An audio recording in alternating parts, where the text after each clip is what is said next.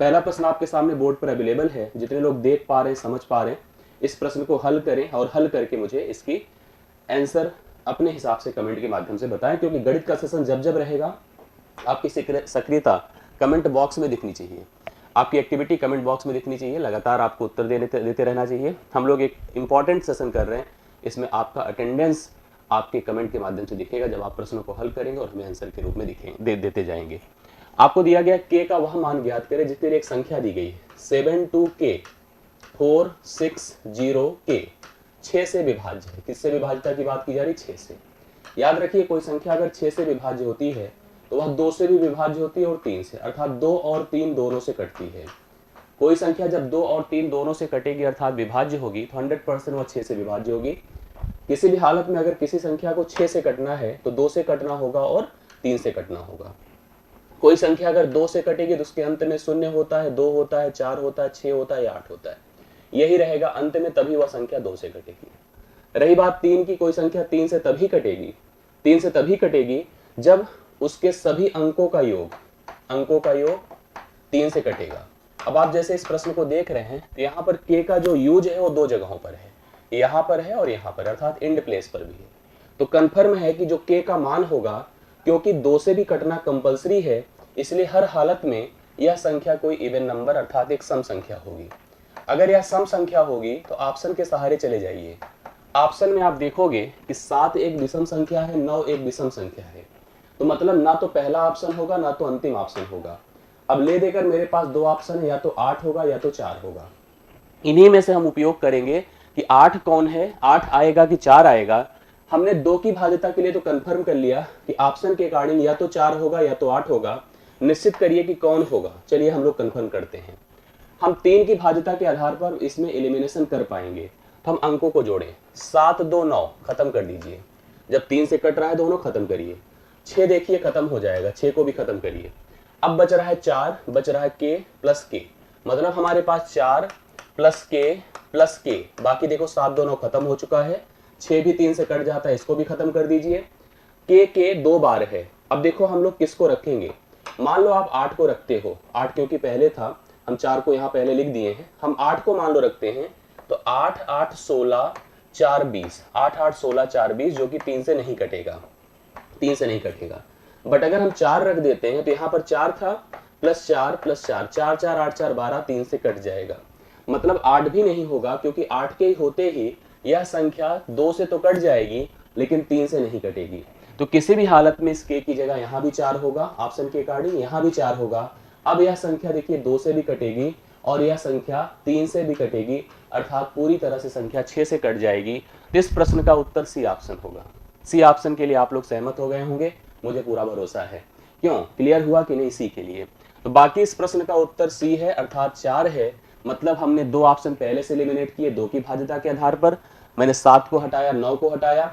4 8 में कंफ्यूजन था। जब मैंने 8 को रख कर देखा तो यह 3 से नहीं कट रहा था, लेकिन जैसे ही मैंने 4 को रखा तो यह सभी अंक इसके 3 से कट गए, इसलिए हमने 4 को सिलेक्ट कर लिया।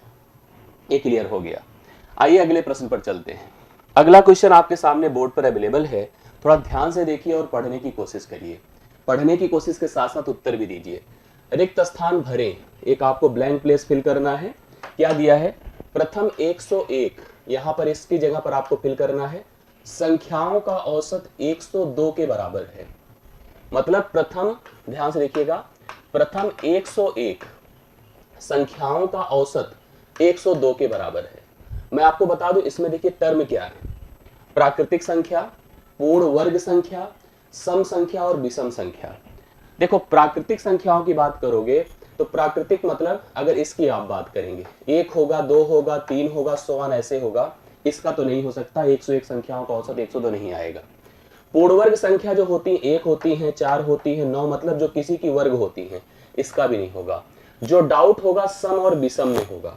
जैसे मान लीजिए मैं बात करता हूं सम की, ध्यान से देखते जाइए, कंफर्म हो जाएगा। यहां से एक नोट भी आपके दिमाग में आएगा। अगर मान लो हम एक सम संख्या लेते हैं, हम सम संख्या को लेके चलते हैं, सम संख्या को लेके चलते हैं। सम संख्या अगर आप 1 लेंगे, 1 मतलब 2 को लेंगे, तो इसका औसत 2 ही रहेगा।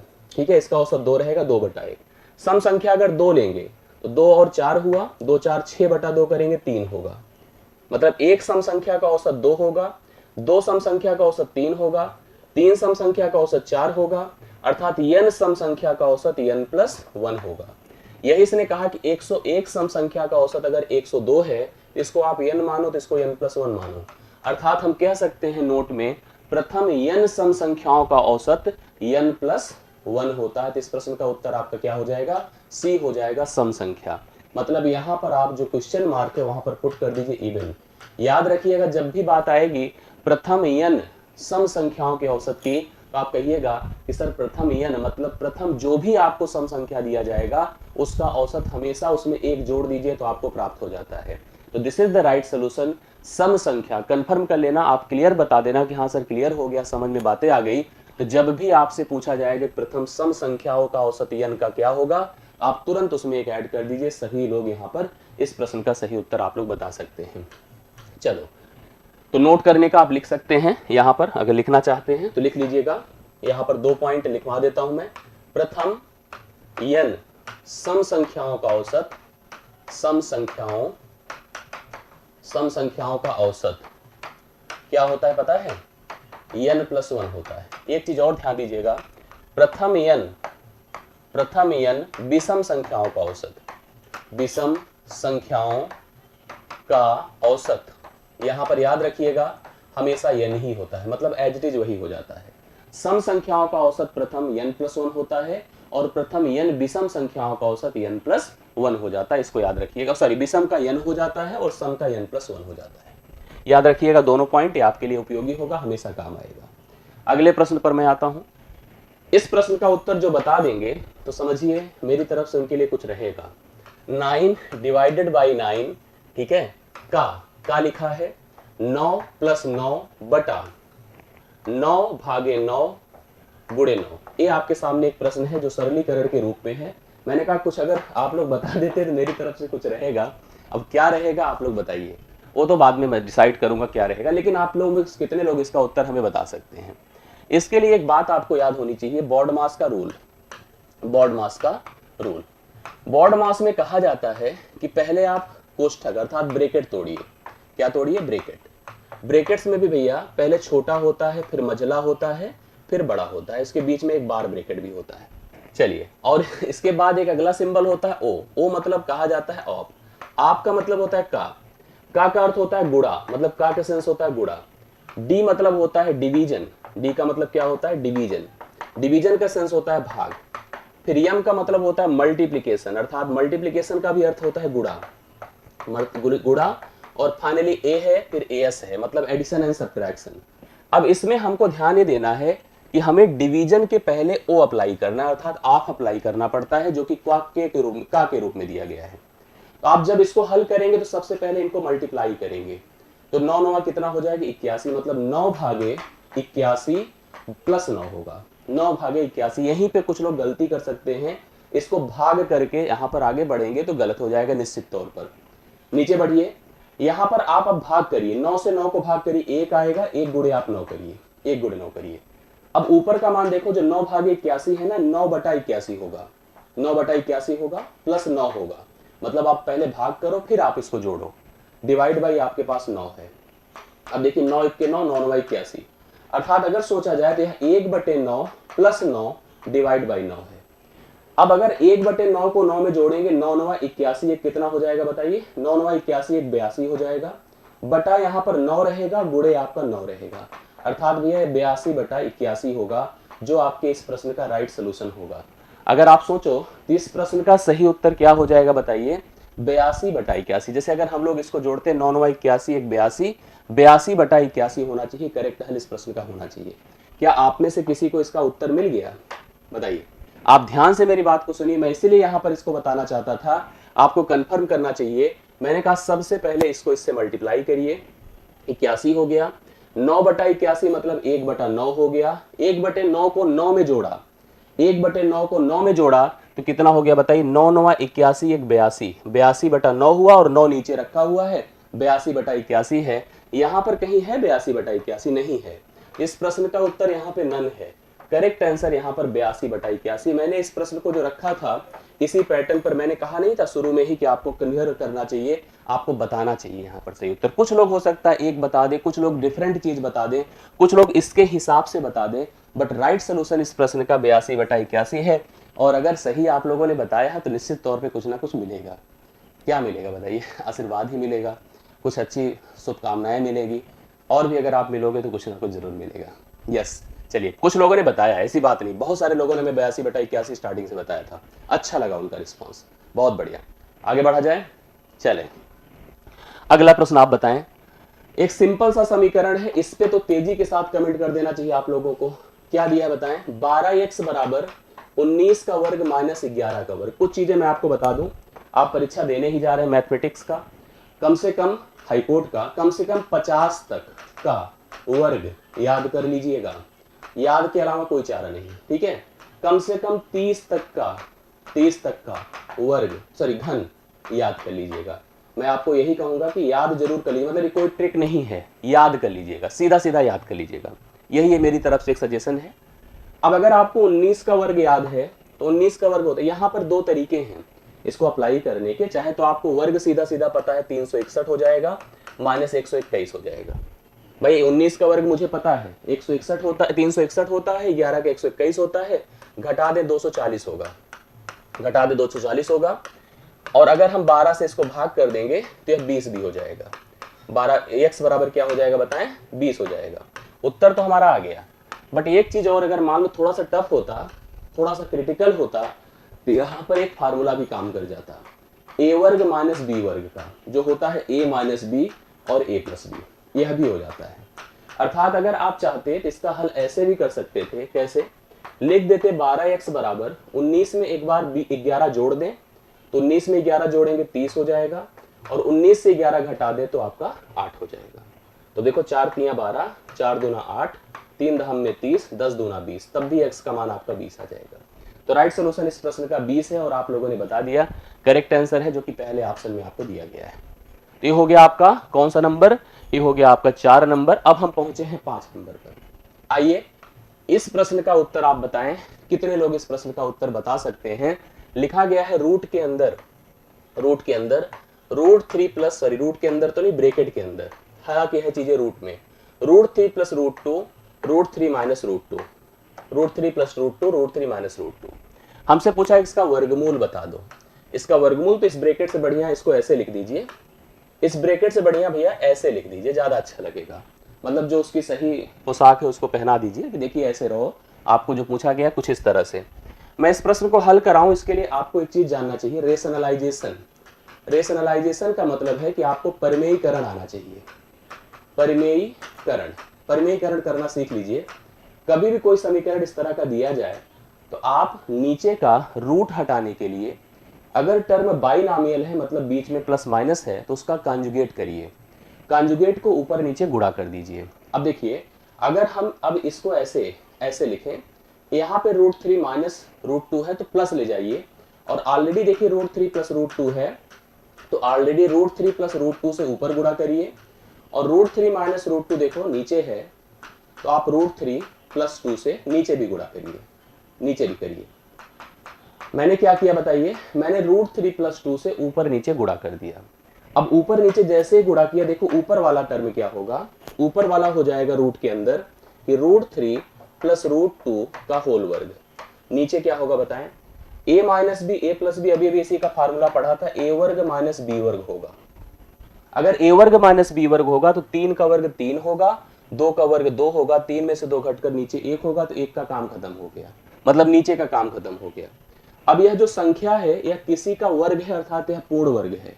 जैसे नीचे क्या बीच में अगर रूट के अंदर 4 लिखा है तो 4 का मतलब 2 का वर्ग है, 9 लिखा है तो 3 का वर्ग है। उसी प्रकार से अब जब वर्गमूल निकालेंगे तो उसका एक फैक्टर बाहर निकल जाएगा, अर्थात √3 प्लस √2 इस समय इसका क्या है? वर्गमूल है। इसमें तो डाउट नहीं है, और आपके सबके उत्तर भी आए हैं, मुझे देख करके अच्छा लगा। पहला ऑप्शन ए ऑप्शन इस प्रश्न का राइट सोल्यूशन है, √3 plus √2 is the correct answer for the given question, यही इसका वर्गमूल है, और फटाफट आप लोग लगा सकते हैं। ए ऑप्शन के तौर पर मैं देख रहा हूं लगातार आप लोग उत्तर दे रहे हैं, अच्छा लग रहा है आपका रिस्पॉन्स। छठा देखिए, अब मुझे बताएं आपको एक व्यंजक के रूप में दो चीजें दी गई हैं। ये सारे प्रश्न हाईकोर्ट लेवल के हैं, याद रखिएगा। ग्रुप सी और डी दोनों के अकॉर्डिंग है, किसी में लेवल टफ, किसी में लेवल हाई, ऐसे ही पैटर्न बनकर आएगा। हमारे पास जो प्रश्न दिया गया है टू की पावर 3, 3 की पावर 5, ये पहला है, मान लो ये पहला है। दूसरा आपको दिया है 3 की पावर 3 गुणे 5 की पावर 2। हमसे पूछा है महत्तम समापवर्तक अर्थात एचसीएफ। एचसीएफ क्या होता है, आप ध्यान से देखिएगा। एचसीएफ दोनों में उभयनिष्ठ, मतलब कॉमन फैक्टर होता है, कॉमन फैक्टर, लेकिन उसके पहले दिमाग में रखिएगा हाईएस्ट कॉमन फैक्टर, ऐसी संख्या जो दोनों को पूर्णतः विभाजित कर दे, जो कॉमन हो। अगर आप ध्यान से देखिए तो देखिए यहाँ 2 की पावर में है, यहाँ 2 की कोई पावर नहीं, अर्थात 2 नहीं आएगा। यहाँ 5 की पावर में है, 5 की पावर ऊपर नहीं, छोड़ दीजिए। अगर एक्सपेंशन दिमाग में आपके चलता है तो एक्सपेंशन के हिसाब से भी चल सकते हैं। जैसे अगर आप लिखना चाहें तो 2 गुणे 2 गुणे 2 है, 3 गुणे 3 गुणे 3 गुणे 3 गुणे 3 है। फिलहाल इतना लिखने की जरूरत नहीं है। 3 गुणे 3 गुणे 3 है और 5 गुणे 5 है। अब हम कॉमन ढूंढे, देखिए ऐसे ढूंढेगा। एक 3 देखो कॉमन मिल गया, दूसरा 3 मिल गया, ऐसे तीसरा 3 मिल गया, मतलब 3 3 आपको कॉमन मिल गए, अर्थात 3 की पावर 3 यहाँ पर एचसीएफ हो जाएगा इस प्रश्न में, जो आपको दिया गया है पहले ही ऑप्शन में। तो पहला ऑप्शन 3 की पावर 3 राइट सोल्यूशन है, that is the HCF in the given case. यहाँ पर डायरेक्ट भी मैं कर सकता था। जब भी कभी ऐसा देखा करिए तो पहले देखिए कॉमन कौन है, कॉमन कौन है, 3 है। मिनिमम पावर ले लीजिए, हो गया उत्तर। मिनिमम पावर 3 की पावर 5 है, 3 की पावर 3 है, भैया 3 की पावर 3 हो गया। सीधा सीधा बता सकते थे, इतना हमें एक्सपैंड करने की रिक्वायरमेंट बिल्कुल नहीं थी। हमने कहा कॉमन देखो और मिनिमम पावर देखो, उत्तर ऑटोमेटिकली आपको मिल जाएगा। तो राइट सोल्यूशन इस प्रश्न का कितना बन रहा है, 3 की power 3, that was in option number A. अब हम पहुंच गए किस नंबर पर, अब हम पहुंच गए 7 नंबर पर, आज के सेशन के 7वें प्रश्न पर। 7वां प्रश्न देखिए क्या है। कहा गया दो संख्या है ए और बी, जो तीसरी संख्या सी से क्रमशः 20% और 56% ज्यादा है। दो संख्या है भाई, एक का नाम ए है, दूसरे का नाम क्या है, बी है। एक तीसरी संख्या सी थी, सी से यह 20% ज्यादा है और यह 56% ज्यादा है। इस प्रकार से दोनों ज्यादा है, इसने हमसे पूछा कि ए और बी का अनुपात, मतलब इनके बीच हमें रेशियो बताना है। कैसे बता सकते हैं, कितने लोग हमें कमेंट करके इसका उत्तर देंगे, ये मुझे बताइए आप लोग थोड़ा तेजी के साथ। अगर यह तीसरी संख्या 100 थी तो 20% बढ़ा दे तो 120 हो जाएगा। 100 बेसिक होता है किसी भी मान का, अगर उसमें हम कोई भी परसेंटेज बढ़ाते हैं तो डायरेक्ट जुड़ जाता है, घटाते हैं तो डायरेक्ट घट जाता है। और अगर 56% बढ़ा दे तो 156 हो जाएगा। बस सीधा सीधा इनका अनुपात निकाल दे। कौन कौन बता रहा है, बहुत तेजी के साथ उत्तर आ रहे हैं। 12 दहम में 110, 12 13 में 156 होता है, तो 10:13 कहीं है, हाँ बिल्कुल है। बी ऑप्शन इस प्रश्न का हल है, बी ऑप्शन राइट सोल्यूशन है जो इस प्रश्न का हल है। 10:13 है। 7वें प्रश्न का करेक्ट हल हम ले रहे हैं।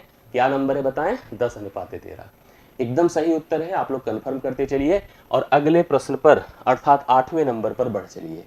8वां नंबर बोर्ड पर आ चुका है। कौन कौन बता सकता है, तेजी के साथ यहाँ पर समझिए, लेकिन करने की अच्छे से कोशिश करिए। हर प्रकार से हर चैप्टर के प्रश्न उठाए गए हैं और उसी तरह से उठाए गए, जो हाईकोर्ट का नेचर है, उसकी प्रकृति है, उसी तरह के प्रश्न आप यहाँ पर देख पाएंगे पूरी सीट में। किसी वस्तु का अंकित मूल्य 240 रुपए है। कोई दुकानदार वस्तु के अंकित मूल्य पर 18% की छूट देता है, वस्तु को बेचता है, फिर 23% का उसे लाभ भी होता है। जब हम दुकान में जाते हैं तो हमें वस्तु की एमआरपी दिखाई जाती है, कहा जाता है देखो सर ये प्राइस है इसकी। फिर हम कहते हैं भैया कुछ छूट दे दो, तो कहता ले लो सर 10% छूट। 10% उसने हमें छूट दे दिया बड़ी जद्दोजहद के बाद, लेकिन ओवरऑल उसे फायदा होता है। स्थिति होती है दुकानदार पहले वस्तु खरीदता है, उसका एक दाम निर्धारित करता है या डिस्काउंटेड खुद पाता है और ज्यादा बताता है, अर्थात प्रिंटेड प्राइस बताता है और एक सर्टेन छूट पर हमको बेचता है, लेकिन ओवरऑल उसे फायदा होता है। याद रखिएगा, फायदा नुकसान हमेशा क्रय विक्रय में कंपेयर किया जाता है, छूट हमेशा अंकित से विक्रय मूल्य बनाता है। अब इस प्रश्न में देखिए कुछ लोग हमें उत्तर भी दे रहे हैं, मैं आपको समझाता हूं कि स्थिति क्या है। परसेंटेज देख लिया करिए ऐसे प्रश्नों में कि 18% की छूट दी गई है। छूट देने का मतलब अंकित मूल्य पर छूट दी जाती है और विक्रय मूल्य प्राप्त होता है। याद रखिएगा, छूट हमेशा अंकित मूल्य पर दी जाती है और विक्रय मूल्य प्राप्त होता है। 23% का लाभ होता है। लाभ का मतलब है क्रय मूल्य पर वस्तु जो है, किसी वस्तु का क्रय मूल्य निर्धारित होता है, उस पर एक सर्टेन वृद्धि के बाद लाभ होता है, अर्थात क्रय और विक्रय का कॉम्बिनेशन बनता है। पैटर्न तो ए है, उत्तर हमारे दिख रहा है, तो ये अच्छा लग रहा है। देखिए उत्तर आपके बहुत सारे लोग 160 बता रहे हैं। मैं आपको बताना चाहता हूं, सुनिए। पैटर्न तो यह है कि पहले खरीदो, दाम निर्धारित करो, फिर बेचो। बट जब कभी इस तरह का प्रश्न आपको दिखे तो आप देखा करिए दो जो परसेंटेज दिए गए हैं उनमें कॉमन क्या है, एसपी। कॉमन क्या है, एसपी। मैंने कहा एसपी भाई तुम बीच में हो जाओ, इनको बीच में कर दो। एक क्रय मूल्य है, विक्रय मूल्य है, और यहाँ पर अंकित मूल्य। नियमता लिखने का वो था, बट ऐसे लिख देने से आपको काफी आसानी यहाँ पर होगी, काफी आसान चीजें आपको दिखेंगी। चलिए 18% भैया छूट है, तो थोड़ा सा 18% को लिखने का तरीका देख लो। आप इसको भिन्न में लिखोगे तो 18/100 होगा, अर्थात 2 9 18 होगा, 2 50 में होगा। मतलब हमें 18% की छूट कहां से, अंकित से विक्रय मूल्य पहुंचाएगा। जो 50 था वह 41 हो गया। क्यों, 50 की वस्तु को 9 कम किया तो 41 हो गया। और सुनिए 23% का लाभ है। 23% को आप क्या लिख सकते हैं, 23/100। मतलब कहने का सेंस है कि जो सामान 100 में था उसको 123 में बेचा गया। यही हमारा पैटर्न बन गया। अब इस स्थिति में हमको क्या करना चाहिए कि हमको विक्रय मूल्य दोनों पैटर्न में बराबर करना चाहिए। आप अगर इसको 3 से गुणा कर दो 123 हो जाएगा। करके देखिए 3 1 के 3, 3 4 के 12। क्योंकि इसमें किया भैया इसमें भी हो जाएगा, करना ही पड़ेगा बैलेंस बराबर करने के लिए। अब स्थिति हो गई 100 में, मैंने मान लो दुकानदार हूं तो मैंने 100 में खरीदा, ग्राहक को 150 बताया और 123 में बेचा। ये पूरा पैटर्न है इस पूरे परसेंटेज क्रम को दिखाने के लिए। अब इस प्रश्न में हमसे कहा था कि वस्तु का अंकित मूल्य 240 था, जब यहाँ अंकित मूल्य कितना है 150, तो 150 कितना है 240। हमें निकालना क्या है, वस्तु का क्रय मूल्य। क्रय मूल्य कितना है 100, 100 का मान निकालना है। आइए निकाला जाए, तुलना करिए क्रॉस मल्टीप्लीकेशन से, आपको पता है ये सब चीजें। ये शून्य खत्म करो, 5 या 15 होता है, 5 दूना 10, 3 8 24, 80, 80 गुणे 2 कर दीजिए 160। 160 बताने वाले खुश हो जाएं, और ये आपके सही पैटर्न था, यही सही उत्तर था। और इस प्रकार, हाँ इस प्रकार से आप इस प्रश्न का उत्तर बता सकते हैं। करेक्ट हल आपके 8वें प्रश्न का कितना बनकर आ रहा है बताएं, 160 बनकर आ रहा है। आई होप सबको समझ में आया होगा, क्लियर हुआ होगा। 8वां प्रश्न 160, राइट सोल्यूशन सी ऑप्शन में आपको दिख गया है। मैं आगे बढ़ता हूं, क्लियर हो गया इतना ना। चलो अगला देखिए। अब अभी थोड़ी देर पहले मैंने एक कॉन्सेप्ट बताया था, जितने लोग उस कॉन्सेप्ट को पढ़े थे मुझे इसका उत्तर बता दे, उसके बिहाफ पर है। प्रथम 10 धनात्मक विषम संख्याओं के औसत और प्रथम 15 धनात्मक सम संख्याओं के औसत का गुणनफल क्या होगा। मतलब दो बातें हैं, हाँ क्या है, पहली प्रथम 10 धनात्मक विषम संख्याओं का औसत, विषम संख्याओं का औसत। मैंने अभी विषम वाला कॉन्सेप्ट बताया था, आप लोगों को याद है कि नहीं, थोड़ी देर पहले मैंने कहा था प्रथम n विषम संख्याओं का औसत n होता है, तो 10 धनात्मक विषम संख्याओं का औसत 10 ही होगा। आगे बढ़िए, प्रथम आगे बढ़ते हैं 15 धनात्मक सम संख्याओं का औसत, सम संख्याओं का औसत, संख्याओं का औसत क्या होगा बताएं, 16 होगा। प्रथम 15 सम धनात्मक संख्याओं का औसत 16 होगा। मैंने दो बातें आपको बताया था, प्रथम n विषम संख्याओं का औसत n होता है, प्रथम n सम संख्याओं का औसत n+1 होता है। तो अगर 10 धनात्मक विषम थी तो 10 ही होगा, 15 धनात्मक सम थी तो 16 होगा। दोनों का प्रोडक्ट कर दीजिए 160 हो जाएगा। तो इसका भी उत्तर 160 है, जो कि पहले ऑप्शन में आपको दिया गया है। पहला ऑप्शन नोट कर डालिए, इस राइट सोल्यूशन आपके प्रश्न का है। समझ में आया कि नहीं आया। दो बातें मैंने इसके लिए शुरू में एक पॉइंट लिखवा भी दिया था कि प्रथम n सम संख्याओं का औसत क्या होगा, प्रथम n विषम संख्याओं का औसत होगा। 9वें प्रश्न का उत्तर आपके सामने है बोर्ड पर। कंफर्म हो गया, आगे बढ़ता हूं। ये क्लियर हो रहा है ना, बिल्कुल आप लोग खुद ही बता रहे हैं, बहुत अच्छा लग रहा है देख करके। आगे देखिए, एक जनरल सा प्रश्न है टाइम एंड वर्क का, तैयार कर लीजिएगा। इस तरह का प्रश्न पूछा जाता है, ए बी से 30% अधिक कुशल है, मतलब कार्य कुशल है। बी किसी कार्य को 13 दिन में पूरा कर सकता है, तो ए उसी कार्य को कितने दिन में पूरा कर पाएगा। दो लोगों की क्षमताओं का अनुपात, ध्यान से देखिएगा कुछ बातें। क्षमता का अगर आपको अनुपात दिया हो, क्षमता का अनुपात मान लीजिए ए अनुपात बी दिया है, तो कंफर्म कर लीजिए उनके द्वारा कार्य को समाप्त करने में समयों का जो अनुपात होगा, समयों का अनुपात तुरंत उल्टा हो जाता है, अर्थात बी अनुपात ए हो जाएगा। मतलब अगर हमारी क्षमता आपकी तुलना में किसी चीज में ज्यादा है तो मैं आपसे कम समय लेकर के उस कार्य को पूर्ण करूंगा। हमारे पास दो व्यक्ति हैं ए और बी। इसने कहा है ए बी से 30% ज्यादा कार्यकुशल है। ए बी से, यहां पर हम क्षमता की बात करेंगे पहले। ए बी से 30% ज्यादा कार्यकुशल है। इसका सेंस ए है कि 30% होता क्या है, 30% होता है 3/10, 100 से भाग करिए, अर्थात अगर बी 10 काम करेगा तो ए 13 काम करेगा, ये स्थिति है। अब यहां पर क्षमता है तो समय का अनुपात क्या हो जाएगा बताइए, समय का अनुपात 13 हो जाएगा, 10 हो जाएगा, उल्टा हो जाता है। अब जो बी है, देखिए स्थिति क्या है, अब यहां पर समय को लेकर के हमें बात ही नहीं करनी थी, यहां पर हमको क्षमता कंफर्म हो गया। क्षमता हमें बताती है कि एक निर्धारित यूनिट समय में हम अगर 13 काम करेंगे तो आप 10 ही कर पाओगे। मतलब एक निर्धारित यूनिट समय अर्थात एक दिन में, एक घंटे में, यहां पर ए अगर 13 काम करेगा तो बी 10 ही कर पाएगा। बी 10 की अकॉर्डिंग किसी काम को 13 दिन में पूरा करता है। मतलब एक दिन में 10 काम करते हुए वह 13 दिन में पूरा काम कंप्लीट कर देता है। तो आप कह दीजिए टोटल वर्क कितना हो गया बताइए, 13 हो गया, सॉरी 130 हो गया। इस काम को मुझे अब ए से कराना है, ए से कराना है जो एक दिन में 13 काम करता है, 13 से भाग कर दीजिए, इसका उत्तर आ जाएगा 10। तो राइट सोल्यूशन यहाँ पर 10 हो गया। वैसे भी कन्फर्म था, इसमें इस तरह से जाने की आवश्यकता भी नहीं थी। ये क्षमता का अनुपात था, समय का अनुपात 13 और 10 हो जाता। इसका समय यदि 13 है तो इसका समय ऐसे डायरेक्टली 10 दिख ही रहा था, मतलब हमें कुछ और सोचने की आवश्यकता नहीं थी। राइट सोल्यूशन आपके पास है, बी ऑप्शन है जो कि 10 है। मतलब क्षमता और समय को डायरेक्ट कंपेयर कर दो, उत्तर आ गया और हमें किसी टर्म पे जाने की जरूरत ही नहीं थी। आई होप आपको 10वां प्रश्न भी क्लियर हो गया होगा, प्रश्न का पैटर्न कॉन्सेप्ट आपको क्लियर समझ में आ गया होगा। अब हम बढ़ते हैं 11वें पर। 11वां ध्यान से देखिए क्या कहा है, ए और बी की गति, गति मतलब मान लो हम कोई गाड़ी चलाते हैं, हम बी के साथ कंपेयर करते हैं तो हमारी गतियां वही है जो क्षमता है। जैसे जो टाइम एंड वर्क में इफिशियंसी होती है, वही time distance, speed time distance में चालें होती है। जैसे आप चालों का जो क्रम होता है, चालों का अनुपात वही है क्षमता के सेंस के अकॉर्डिंग।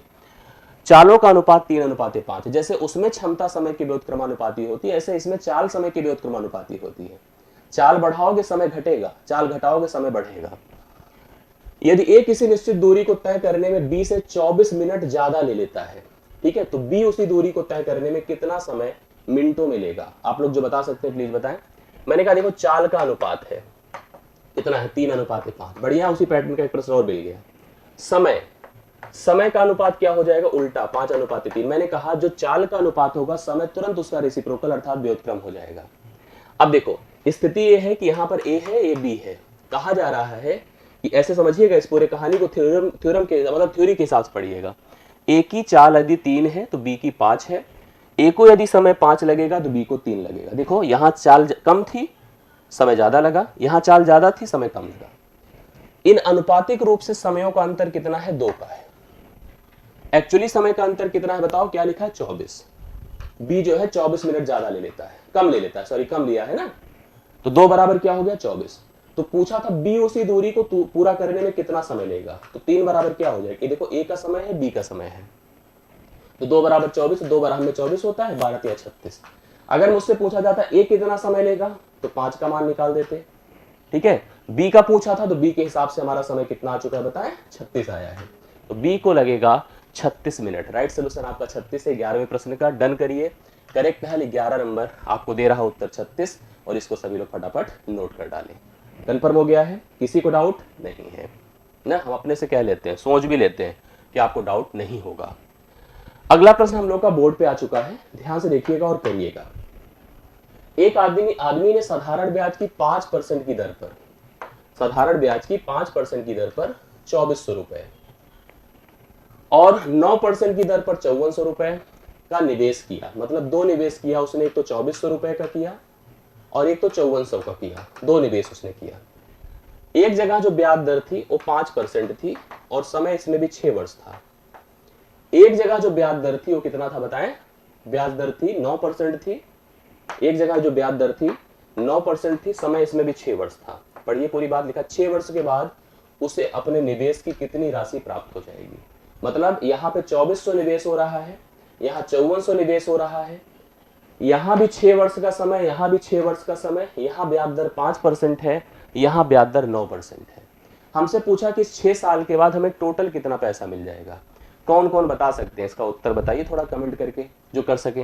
ये है भैया साधारण ब्याज, एसआई, जिसमें ब्याज हर साल समान होता है। मतलब अगर आपको पहले साल 5% मिला है और हर साल 5% मिलेगा, मतलब 30% आपको ब्याज मिलेगा। क्या मिलेगा? 30%। 30% का मतलब यही ब्याज है। और अगर आप चाहते हैं इसको प्रॉपर समझना तो ऐसे समझिएगा, 30% मतलब 3/10 होता है, अर्थात 3 ब्याज होगा और 10 मूलधन होगा। 10 क्या होगा? मूलधन होगा। तो हम कहते हैं कि 10 में 3 जोड़ दीजिए तो अमाउंट भी हो जाएगा, अगर आप अमाउंट निकालना ही चाहते हैं। मतलब हम कह दें कि हमारा मूलधन जो 2400 है, 2400 वो 10 के बराबर है, तो 10 में 3 जोड़ दे 13, क्योंकि अमाउंट पूछ रहा है। 13 बराबर क्या हो जाएगा? गुणा करिए, 13 शून्य शून्य, 13 चौके 52, 13 दूना 26, 26 5 31, 3120 रुपए हमारा यहाँ का मूलधन मिश्रधन हो जाएगा। 3120। इधर चले आइए, मेरी बात समझ पाए कि नहीं? जैसे हमने कहा 6 पंचे 30, 30% मतलब भैया 3/10, 3/10 का मतलब क्या हुआ? 10 मूलधन 3 ब्याज, और 10 में 3 जोड़ दिया तो मिश्रधन मतलब 13। तो हमने कहा 10 बराबर यदि 2400 है तो 13 बराबर 3120 हो गया। Right solution. इसका देख लो, 9 छंग 54, ये हो गया 54%। 54% मतलब क्या हो जाएगा पता है? 27/50। 2 27 बार और 2 मतलब क्योंकि 100 से भाग करेंगे, 27/50 होगा। तो हम यहाँ पर लिख सकते हैं कि यह हमारा प्रिंसिपल है, हमारा ब्याज है, और इसमें इसको जोड़ दिया तो हमें अमाउंट प्राप्त हो जाएगा। मतलब 50 बराबर आपको दिया है 5400, 50 बराबर 5400, तो 50 में 27 जोड़ दिया, 77 बराबर क्या होगा? 77 बराबर। फाइनली इसको जोड़ देंगे, उत्तर आ जाएगा। देखिए शून्य खत्म हुआ, 5 1 के 5 होता है, 5 8 40, 77 से गुणा करेंगे 108 को, 108 गुणे 77 कर दीजिए, 108 गुणे 77 कर दीजिए। ये नहीं समझ में आ रहा है? अभी देखिए क्लियर हो जाएगा, कुछ ऐसी बात नहीं है। अगर हम 108 गुणे 77 कर देते हैं तो यहां पर इसका मान जो हम लोग को प्राप्त हो जाएगा 108 गुणे 77 करने में 8316 हो जाएगा। ध्यान से देखिए कैसे किया। 2700 रुपए हमारा यहाँ का मूलधन था, 5% की ब्याज दर थी, 6 वर्ष का समय था, 30% ब्याज है, क्योंकि मैंने कहा ब्याज हर साल समान होता है, तो 30% टोटल ब्याज हुआ। इस 30% को प्रेजेंट कैसे किया जाता है? 3/100, मतलब 100 से भाग कर दीजिए। 100 यहां पर, 10 यहां पर मूलधन, 3 ब्याज और 13 अमाउंट हो गया, क्योंकि लास्ट में हमसे पूछा कितना मिल जाएगा, कितना पैसा हमें टोटल मिलेगा। तो हमने कहा भैया जो मूलधन है वो 2400 है, तो 10 बराबर 2400 कर दो, 13 बराबर 3120 आया। यहां पर 9% ब्याज दर था, 6 वर्ष का समय था, 54% टोटल बन रहा है। 54% को क्या करेंगे? 27/50, 50 मूलधन है, 27 ब्याज है, तो 77 हमारा अमाउंट होगा, 8316 हुआ। 8316 में 3120 जोड़ दीजिए, 6 हुआ, 3 हुआ, 4 हुआ, 8 3 11437 है, जो सी ऑप्शन में आपको दिख रहा है। राइट सोल्यूशन सी है। कितने लोगों ने बताया था? कई लोगों ने बताया था, ऐसी बात नहीं, बहुत सारे लोगों ने बताया था। ध्यान से देखेंगे तो प्रश्न आपको हल होता दिखेगा, और आप ऐसे प्रश्न एग्जाम में भी कर आएंगे निश्चित तौर पर। अगर आप ऐसे प्रश्नों को देखते हैं तो आपके अंदर इफर्ट आना चाहिए। आगे मैं बढ़ूंगा अगले प्रश्न पर। आइए देखिए, एक बढ़िया सा क्वेश्चन आपके सामने बोर्ड पर आ चुका है, सभी के लिए उचित प्रश्न है, ग्रुप सी और ग्रुप डी दोनों के लिए। एक आयत है, देखो आयत ऐसे होता है, आयत है जिसकी अपनी लंबाई और चौड़ाई 35 और 12 है। थोड़ा और अच्छे से बना दो, एकदम लगे उसी तरह से जैसे कहा है, उस तरह से फिगर लगे। ये है आयत, लंबाई 35 है, चौड़ाई 12 है। इस आयत के चारों ओर वृत्त निर्मित किया गया, मतलब इसके चारों तरफ देखो ऐसे एक वृत्त बनाया जाएगा, ऐसे वृत्त निर्मित किया गया। अच्छा बना होगा वृत्त, हाँ यस। अब यहां पर हमसे पूछा गया कि जो वृत्त की परिधि बता दो, वृत्त की हमें परिधि बता दो। कभी कोई सर्कल है, सर्कल की अपनी त्रिज्या होती है, त्रिज्या से परिधि अगर हम निकालते हैं जिसको सर्कमफेरेंस कहते हैं, वो होता है 2πr, अर्थात हमें त्रिज्या चाहिए। त्रिज्या क्या होती है? वृत्त के केंद्र से सतह को मिलाने वाली रेखा, और अगर डबल कर देते हैं तो डायमीटर अर्थात व्यास हो जाता है। हमको यहां पर वृत्त की त्रिज्या नहीं पता है, बट हमको पता है केंद्र होगा विष वृत्त का। ये रेखा जो यहां से यहां तक जाएगी, आयत की क्या होगी? विकर्ण होगी, डायगोनल। बट इस वृत्त का व्यास होगा, वृत्त का क्या होगा? व्यास होगा, इस वृत्त का व्यास होगा। कौन कौन कर पा रहा? सुनिए, यहां 90 डिग्री होता है, और इसको लंबाई मानो, इसको चौड़ाई मानो पाइथागोरस के हिसाब से। अगर हमने जैसे कहा ABCD, तो जो आपका AC है यह आयत का विकर्ण है, जो होता है √L² + B², मतलब 35 का वर्ग, 35 का वर्ग प्लस 12 का वर्ग। अब देखो मैं 35 का वर्ग बताता हूं कितना होगा। 12 का तो पता होगा 144 होता है, 35 के लिए आपको जब अंत में 5 दिखा करें, जैसे 35 कवर करना है, अंत में 5 दिखा तो 25 लिख दो, 3 के आगे 4 होता है, 3 चौके 12 कर दीजिए, 1225 हुआ। 1200 कितना हुआ? 25। जोड़ दीजिए तो 5 4 9, 4 2 6, 3, 1369 हुआ। ये मान के चलिए कन्फर्म यहाँ पर इस 1369 के लिए सोचे तो इसका किसका वर्ग होता है? 37 का। मैंने अभी शुरू में आपको बताया था किसी भी हालत में 50 तक का तो वर्ग याद ही कर डालिए। तो व्यास है 37, व्यास क्या है? 37 है, विकर्ण 37 है। जो भी सोचिए आप, व्यास का आधा त्रिज्या होता है, मतलब रेडियस अगर सोचोगे r तो 37/2 होगा। 37 क्या होगा? 2। हमें क्या निकालना है? 2πr। क्या निकालना भैया? 2πr। तो 2 गुणे पाई की जगह देखो 22/7 बोला है, 22/7 गुणे r, 37/2। 2 से कटा, 2 से कट गया। 22 सत्ते 154 होता है, कैरी 15, 22 दिया 66, 10 76, 5 81, 815/7 है। 7 1 के साथ, 7 1 के साथ, 7 1 के साथ हुआ 1 1, 7 1 के साथ 4 5, 7 6 42, 42, उसके बाद 2 बटा, ठीक है। 116 से ही 2/7, 116 से ही 2/7 सेंटीमीटर यह हो जाएगी वृत्त की परिधि। 116 से ही होगा भाई। एक कैसे? 815 है ना, देखो 22 सत्ते 154 है, सॉरी 54 है, 22 सत्ते 154 कैरी 15, 22 दिया 66, 10 76, 5 81, 814 हो गया। 7 1 के साथ 1 1, 7 1 के साथ 4 और 4, 7 6 42, 2 44 होता है। तो बी ऑप्शन होगा राइट सोल्यूशन, एकदम करेक्ट है बी ऑप्शन। आई होप आप समझ पाए होंगे। फिर से एक बार मैं रिवाइज करा देता हूँ। एक आयत था जिसकी लंबाई थी, जिसकी चौड़ाई थी, उसके सतह से होकर, उसके शीर्ष बिंदुओं से होकर एक वृत्त बनाया गया था। वृत्त की परिधि पूछा था। मैंने कहा भैया जो केंद्र से रेखा जाएगी वह वृत्त का व्यास कहलाएगी, क्योंकि परिधि के लिए 2πr अर्थात त्रिज्या की आवश्यकता होती है। और जो रेखा यहाँ से जा रही है आयत का विकर्ण कहलाएगी। विकर्ण के लिए लंबाई का वर्ग प्लस चौड़ाई का वर्ग अंडर रूट में रख दीजिए। तो 35 का वर्ग 1225 होगा। मैंने बताया कैसे, मैंने एक तो शुरू में बताया था कि याद कर लीजिएगा, 150 तक का कम से कम तैयार करके जाइएगा। दूसरा मैं ऐसे भी बता रहा था कि 5 अगर अंत में रहता है तो 25 लिख दिया करिए अंतिम में। 3 के बाद जैसे कोई का भी अगर अंत में 5 है तो आपको वर्ग निकालना है, तो अंत में हमेशा 25 आता है। और जैसे 3 है तो 3 चौके 12, यही 45 होता तो भी 25 होता, अंत में 4 पंचे 20, 20 25 हो जाता। और यहाँ पर 144 है, 1369 आएगा जो 37 का वर्ग होता है। तो यहाँ पर यह विकर्ण 37 हो गया। विकर्ण 37 है तो व्यास 37 है, और व्यास 37 है तो त्रिज्या 37/2 हो गई। उठा के यहाँ सब्स्टिट्यूट कर दिया, उत्तर आ गया। यहाँ पर आप समझ गए होंगे कि इस प्रश्न का उत्तर 13वें का क्या है, जो कि हो गया है 116 से 2/7 राइट सोल्यूशन। आगे बढ़ रहा हूं मैं, अगला प्रश्न आ गया है। ये देखिए और अच्छा सा प्रश्न आपके सामने बोर्ड पर आया है। ध्यान से देखेंगे, इन प्रश्नों पर अगर डटे रहेंगे तब तो भाई कर पाओगे, नहीं डटे रहेंगे तो भाई वो तो प्रश्न ही है, तो कहता है कि मत पढ़ो मुझे, ठीक है, वो कहता है कि मत पढ़िए। आप जैसे पढ़ने वाले बहुत लोग हैं, ये सोचता है क्वेश्चन, वो कहता है कि ना करके जाइए, आपको ना आए, लेकिन आपको अगर करना है, समझना है तो इसको समझिए। एक वृत्त को त्रिभुज ABC, एक त्रिभुज है, ध्यान से देखिएगा, ये है एक वृत्त को त्रिभुज ABC के अंदर बनाया गया है। कहां पर? अंदर, ऐसे। इस पर मैंने एक कॉन्सेप्ट शायद कल बताया था, जो स्पर्श रेखा वाला कॉन्सेप्ट था। त्रिभुज का नाम मान लो ABC है। जो स्पर्श बिंदु है, जो स्पर्श किए, देखिए यहीं पर लिखा है ना, पूरी बात समझिएगा आप लोग। एक वृत्त को त्रिभुज ABC के अंदर बनाया गया है। AB BC AC भुजाओं को P Q और R पर स्पर्श करता है। यदि BP तो BP बराबर 5, CQ बराबर 7 और AR बराबर 6 सेंटीमीटर है, तो त्रिभुज ABC की परिमिति मतलब परिमाप, और परिमाप क्या होता है किसी भी फिगर का, उसकी सभी भुजाओं का जोड़, अर्थात AB plus BC plus AC। मतलब किसी भी आकृति का परिमाप निकालना है तो उसकी सभी भुजाओं का जोड़ कर दिया करें, ठीक है। अब हम कैसे करेंगे, इसके लिए कॉन्सेप्ट आपको अभी भी समझ लेना चाहिए।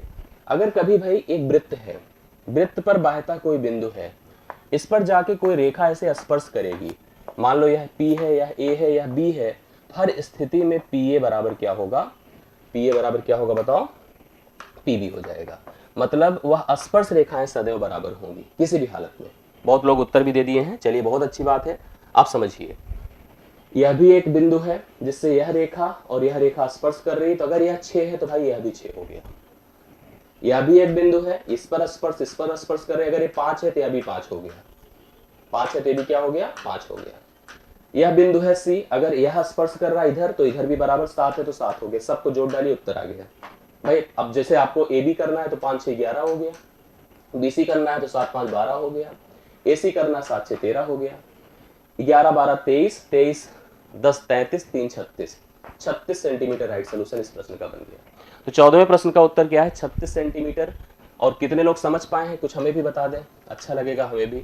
समझ में आया कि नहीं आया, यस और नो कंफर्म कर दीजिए थंब के थ्रू कि हाँ बातें हमें समझ में आ रही है। अगर समझ में आ रही है तो अच्छा है, नहीं आ रहा है तो भी आप मेहनत करिए, डटे रहिए। आ रहा है तो जरूर हमें बता दीजिए, हाँ सर हमें क्लियर हो रहा है, समझ में चीजें आ रही हैं। मैं अगले प्रश्न को तब तक दिखाता हूं, आप लोग करने की कोशिश करिए। अगला क्वेश्चन हमारे सामने फिर आ गया है, जो और एक अच्छा सा प्रश्न है। एक और अच्छा सा प्रश्न है, कहा गया है, ध्यान से देखिए, 60 डिग्री के केंद्रीय कोण वाले, 60 डिग्री के केंद्रीय कोण वाले किसी वृत्तखंड का क्षेत्रफल a है। किसी वृत्तखंड का क्षेत्रफल a है, वृत्त की परिधि c है, तो a किसके समान है, अर्थात उसका जो क्षेत्रफल वह किसके बराबर है। समझिए, मैं आपको समझाता हूं। भाई देखो, मेरे पास एक वृत्त है, ऐसे कुल मिला के क्या है, एक वृत्त है। ध्यान से देते जाइएगा, वृत्त का अपना केंद्र है। कुछ बातें मैं बता देना चाहता हूं, एकदम कंफर्म कर लीजिएगा। यस, केंद्र से सतह पर दो रेखाएं जो मिलती हमेशा वो त्रिज्या होती हैं, याद रखिएगा हमेशा। ये बेसिकली बनती कैसे है, वृत्त की सतह पर दो बिंदु होते हैं, उनसे बनती है। कुछ बातें इसमें भी जान लीजिए। अगर हम इनको कर्व पर मिला दे तो यह आर्क होता है, और अगर सीधा मिला दे तो यह कॉर्ड होता है। हालांकि इसको बताने की यहाँ पर आवश्यकता नहीं थी, लेकिन जान लीजिए।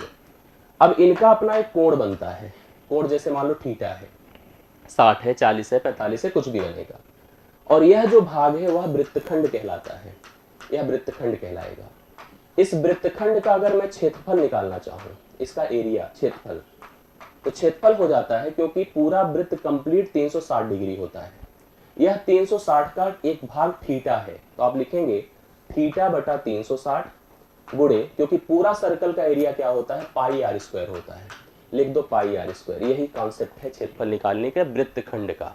समझ रहे कि नहीं। मैंने जो बताया कि यहाँ पर कभी भी किसी वृत्त का अगर केंद्रीय कोण हमको दिया हुआ है तो उस वृत्तखंड का क्षेत्रफल थीटा बटा 360 पाई आर स्क्वायर हो जाता है, क्योंकि कंप्लीट जो एरिया होता है वृत्त का वो पाई आर वर्ग होता है, आर स्क्वायर होता है। उसका एक सर्टेन भाग जो इस कोण द्वारा डिवाइड किया गया है, उसका भाग अगर क्षेत्रफल के रूप में निकालना चाहते हैं तो theta divide by 360 pi r square हो जाता है। अब जैसे हमारे पास जो प्रश्न है उसको समझिए। यहाँ पर कहा भाई कि मेरे से एक वृत्त था, वृत्त का सेंटर था, केंद्रीय कोण 60 डिग्री था, इतनी जानकारी हमको दी गई थी, इतनी जानकारी दी गई थी। एक चीज इसने हमसे कहा कि इसका जो एरिया है, इसका जो एरिया है ए है। वृत्त की परिधि, परिधि सी जो है वो सी है, परिधि क्या है भाई, सी है। तो हमको ए बताना है, सी बराबर क्या होता है मुझे बता दें आप, 2 पाई आर। कभी भी किसी वृत्त की परिधि मतलब ये पूरी जो लेंथ घूम जाते हैं हम लोग, जो किसी जनरल फिगर में जैसे त्रिभुज है, चतुर्भुज है, उसमें जो परिमाप होता है उसमें परिधि होती है, अर्थात बाउंड्री की लंबाई को परिधि कहते हैं। परिधि 2 पाई आर है, और परिधि यहाँ पर सी दिया था। यहाँ से आर कितना होगा भाई, सी बटा 2 पाई, सी बटा 2 पाई यह आर होगा। ठीक, अब आइए क्षेत्रफल का रूल मैंने बताया, थीटा बटा 360, थीटा कितना है 60 बटा क्या कर दो 360 गुणे पाई आर स्क्वायर, आर की जगह लिख दो सी बटा 2 पाई, सी बटा 2 पाई का होल वर्ग। ठीक, चलिए कर डालिए। ये भैया देखो 1 होगा, 6 होगा, तो यहाँ पे लिखा क्या जा सकता है, क्या लिखा जा सकता है बताइए, 1 बटा 6 गुणे पाई गुणे सी वर्ग बटा 4 पाई स्क्वायर। क्यों, देखो 2 पाई का होल वर्ग हो जाएगा, 1 पाई इससे खत्म हो जाएगा, तो सी वर्ग बटा 6 चौके 24 पाई इस प्रश्न का उत्तर हो जाएगा। सी वर्ग बटा 6 चौके 24 पाई, सी वर्ग बटा 6 चौके 24 पाई, बी ऑप्शन राइट सोल्यूशन है। कौन कौन बताया है उत्तर, आया तो था, बहुत बढ़िया। कई सारे लोगों ने हमें सी वर्ग बटा कितना बताया था, 6 चौके 24 पाई, that is the right solution. यही इस प्रश्न का करेक्ट आंसर है, बी ऑप्शन हो जाएगा 15वें प्रश्न का राइट सोल्यूशन। बिल्कुल सही बात है। अच्छा समझ में आया होगा, अगर आप ध्यान से देखेंगे तो जरूर आपको स्पष्ट हुआ होगा कि इस प्रश्न का उत्तर क्या है। अगला प्रश्न हमारे सामने है, ध्यान से देखिएगा। किसी बेलन की त्रिज्या, बेलन आप जानते हैं ये ऐसे होता है, मैंने डिस्कस भी किया होगा आप लोगों से। ये देखिए बेलन है, बेलन की त्रिज्या ये बेलन है, बेलन की अपनी एक रेडियस अर्थात त्रिज्या होती है और इसकी सर्टेन ऊंचाई होती है। उसकी वास्तविक त्रिज्या से मतलब r को 50% बढ़ा दिया गया। 50% मतलब उसकी त्रिज्या को 50% कम कर दिया गया। मतलब कहा गया किसी बेलन की त्रिज्या को उसकी वास्तविक त्रिज्या से 50% क्या कर दिया गया, कम कर दिया गया। यदि इसका आयतन पहले की तरह समान रहता है, मतलब आयतन में कोई परिवर्तन नहीं होता है, जो आयतन पहले था वो अब भी रहेगा, तो इसकी ऊंचाई मूल ऊंचाई से k गुना, मतलब k गुना हो जाती है, ऊंचाई चेंज हो जाती है। वह कितना हो जाएगी? जैसे हम लोगों ने कई बार डिस्कस किया होगा, अगर आपको याद होगा कि मान लो हमारी इनकम, देखो ध्यान से, कोई वस्तु का जो है, वस्तु का जैसे हम कोई सामान डेली खरीदते हैं, यूज करते हैं, अगर उसका रेट बढ़ जाता है तो हमें खर्च मेंटेन रखने के लिए, खर्च उतना ही रखने के लिए अपनी आवश्यकताओं में कटौती करनी पड़ती है। इसका कहना था कि अगर हमारे पास यह था, एक हम दूसरा बनाएंगे जिसकी त्रिज्या 50% घट गई, बट इसका जो क्षेत्रफल है, आयतन है, आयतन परिवर्तन नहीं हुआ, इसका मतलब ऊंचाई बढ़ गई होगी। ऊंचाई क्या हुई होगी? बढ़ गई होगी। इसलिए तो आयतन में परिवर्तन नहीं हुआ। हाँ, त्रिज्या जरूर कम हो गई होगी, मतलब नैरो हो गया होगा और हाइट सर्टेन बढ़ गई होगी। मैंने इस समय बताया होगा कि अगर मान लो 50% जैसे कोई चीज कमी हो गई, तो कमी हो गई तो हमें उसी के कंपैरिजन में ऊंचाई को बढ़ाना होगा, मतलब फिगर कॉम्प्रेक्स्ड हो जाएगा और ऊंचा हो जाएगा। जैसे आप सोचो कि पहले ऐसे था, अब और कम हो जाएगा। अब थोड़ा सा मैंने बढ़ा दिया यहाँ पर, लेकिन जनरली ये और कम हो जाएगा, लेकिन ऊंचाई बढ़ जाएगी। ऊंचाई कितना गुना बढ़ा देंगे, उसके आयतन पे कोई परिवर्तन ना हो पाए। सुनिए कैसे किया जाएगा। 50% की कमी, देखो यहाँ दो चीजें ध्यान दिया करिए, एक तो लिखा करिए कमी और यहाँ लिखा करिए वृद्धि। जैसे हम कहें कि हम 50% की किए हैं कमी, तो 50% होता है 1/2, अर्थात हम कहेंगे कि यह 1/2 है। अब वृद्धि पता करने के लिए, जैसे आप परसेंटेज में, फिलहाल इसमें गुने की बात की है, हम वृद्धि की बात अगर कर रहे हैं, 1 × 100 बटा कमी है तो 2 में से 1 घटा दीजिए 1, मतलब हमें 100% बढ़ाना होगा। अगर हमने त्रिज्या को 50% घटाया है, त्रिज्या को 50% घटाया है, आयतन समान रखने के लिए किसी भी हालत में ऊंचाई को हमें 100% बढ़ाना होगा। याद रखिए, मैंने कहा त्रिज्या को 50% आपने घटाया है, आयतन को समान रखने के लिए ऊंचाई को हमें 100% बढ़ाना होगा। अगर आपने 100% बढ़ाया तो होगा क्या? सुनिए, 100% बढ़ने का, अब गुने के हिसाब समझिए, 100% होता क्या है? 1/1, अर्थात 1 से 1 बढ़कर 2 हुआ। 1 से 1 बढ़कर क्या होगा? 2। कितने का इंक्रीज है बताओ? 2/1। मतलब हमें यहां पर बेसिकली 2 गुना बढ़ाना होगा। कितना बढ़ाना होगा? 2 गुना, 4 गुना नहीं, 2 गुना बढ़ाना होगा। याद रखिए, इस प्रश्न का उत्तर 2 आएगा। मैंने कहा 100% बढ़ाने का मतलब 1 से 1 बढ़ाना, 1 से 1 बढ़ाना मतलब 2 गुना कर देना। यही तो लिखा है ना, इसकी ऊंचाई मूल ऊंचाई से k गुना, अर्थात 2 गुना हो जाती है, तो उसके आयतन पर कोई फर्क परिवर्तन नहीं होगा। तो ए ऑप्शन इस प्रश्न का राइट सोल्यूशन होगा, 2 गुना। जनरल अगर सोचिए, परसेंटेज के हिसाब से मैंने कहा 50% बढ़ाना, तो उसकी ऊंचाई को हमें, 50% की कमी हुई थी तो ऊंचाई को 100% बढ़ाना पड़ेगा। 100% बढ़ाने का मतलब 2 गुना करना हो जाएगा। इस प्रश्न का उत्तर होगा। ये प्रतिशत से संबंधित हमारे पास कई चीजों को स्पष्ट किया है। अगर आप ध्यान से देखेंगे तो आपको जरूर समझ में चीजें आएंगी। समझने की कोशिश करिएगा, कंफर्म हो गया होगा। मैंने कहा कि हमारे पास एक बेलन था जिसकी ऊंचाई त्रिज्या 50% घट जाती है। यदि आयतन पहले की तरह समान रहता है तो उसकी मूल ऊंचाई में k गुना, हम लोग यहाँ पर k गुना करते हैं। तो मैंने कहा 50% की कमी है तो हमें उसकी ऊंचाई को 100% बढ़ाना पड़ेगा। 100% का मतलब 2 गुना बढ़ाना पड़ेगा। राइट सोल्यूशन 2 होगा, जो कि पहले ऑप्शन में दिया गया है। अगले प्रश्न पर आ जाइए। त्रिकोणमिति का प्रश्न है, 17वां नंबर। ध्यान से देखिए कैसे क्या है इसमें स्थिति, कंफर्म करिए। लिखा है sin² थीटा बराबर 2 sin थीटा -1। थीटा का मान 0 डिग्री से बड़ा है, 90 डिग्री से छोटा है। थीटा का मान 0 डिग्री से बड़ा है, 90 डिग्री से छोटा है। तो हमें इसका मान ज्ञात करना है, अर्थात 1 + cosec theta divide by 1 - cos theta. इसका मान हम लोग को बताना है। देखिए कैसे बताया जाएगा, थोड़ा सा इसको इधर लाइए। ये हो जाएगा sin² थीटा -2 sin थीटा +1 बराबर 0। अगर आप सोचें तो इसको लिख सकते हैं sin थीटा -1 का होल वर्ग। sin थीटा -1 का होल वर्ग लिख सकते हैं, बराबर क्या है बताओ? 0। यहां लिखा जा सकता है sin थीटा -1 बराबर 0, अर्थात sin थीटा बराबर क्या होगा? 1 होगा। sin थीटा अगर 1 है तो थीटा का मान क्या होता है मैं आपको बता दूं, साइन जो होता है 0 डिग्री पर 0 होता है, 30 डिग्री पर 1/2 होता है, 45 डिग्री पर साइन जो होता है, वैसे मैं साइन की बात कर रहा हूं, 45 पर 1/√2 होता है, 60 पर √3/2 होता है और 90 पर 1 होता है साइन। तो थीटा का मान यहां पर कितना हो जाएगा 90 डिग्री। थीटा का मान क्या होगा 90। और सुनिए, अगर हम कॉस निकालेंगे ना कॉस, तो कॉस उल्टा हो जाता है, 0 डिग्री पर ए चला जाएगा 1 हो जाएगा और 30 डिग्री पर √3/2 हो जाएगा, 45 यही रहेगा, 60 पर 1/2 हो जाएगा, मतलब वो चला आएगा और 90 पर 0 हो जाएगा। कॉस का मान 1 हो जाता है।